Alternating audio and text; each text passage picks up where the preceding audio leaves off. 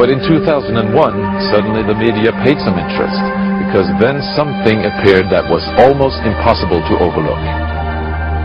Right behind me is Britain's largest radio telescope, the Chilbolton Observatory. And here it was that the greatest sensation in the crop circle history was to appear in the fields right in front of the telescope. On the morning of 14th of August 2001, a formation was discovered which was different from any other previously seen. From the ground it looked like a tangled mess, wisps of crop spread around in no system. However, in the evening, with growing shadows, a picture appeared, unmistakably that of a face. That picture represented a whole new technique, a screen technique, the same that's used for printing a picture on paper. 3 days later, the face was joined by something that looked like a data strip. Rows of counters made out of standing and flattened crop. But soon an astonishing similarity is discovered. In 1974, the astronomer Carl Sagan composed a message that NASA sent into space from the Arecibo telescope in Puerto Rico. Binary figures which constituted a graphic code presenting key factors about humans and the planet we live on.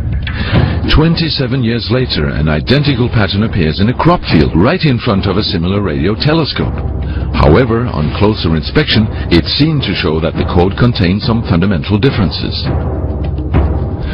Sagan's message explained our calculation system, the dominant chemical substances within the elements that create life on Earth, about our DNA code, humans' height and quantity, and that we live on the third planet in our solar system, and lastly, a sketch of our radio telescope. The message received described the same calculation system, but that silicon is most dominant in life forms in contrast to carbon.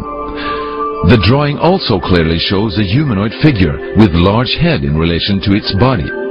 It's also explained that they have an extra string in their DNA, are approximately 4 feet tall, inhabit the 3rd, 4th and 5th planets in their solar system, and have a population of around 21.3 billion. Underneath, the telescope has been replaced by something more complex.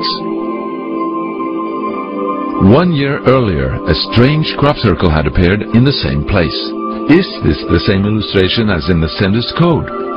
Is this the correspondence radio telescope?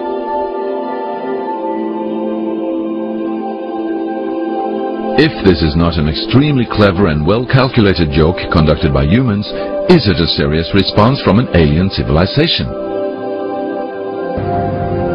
The Chilbolton crop formations really gave new life to the speculations of who is behind this. Is it aliens? Where do they come from? And what is their purpose of this type of communication? The following year, very nearly on the same day, a new picture appears that gives new force to the alien theory, this time in Crabwood, near the town of Winchester in Hampshire. Once again we see a face, but this time there is an unmistakable resemblance to something extraterrestrial. The picture also contains a print, somewhat similar to that of a CD, with something that appears to be a coded message. This formation also has a new type of design, this time with horizontal line patterns of variable thickness, similar to that of a TV picture. The message on the disc is similar to a spiral band built up of many boxes. But data expert Paul Weige manages to decipher the message. And I had to enlarge the disc quite substantially on the computer and run some image analysis over it to make it clear so that I could see what was a standing tuft and what was flattened. And while I was doing this, I noticed that every so often there was almost a mistake in the diagram. It was like there was a tuft, where the little square tuft, it had done sort of half size. I thought that was a bit odd, and it seemed fairly regular. I was going round, and I sort of counted up, and it was sort of literally every sort of 8 bytes or whatever. I thought, oh, 8 bytes, and yeah, from the computer side, is obviously some sort of binary code. So then I did the straightforward thing. I just converted it into ASCII, which is the standard sort of computer language that you encode the alphabet in.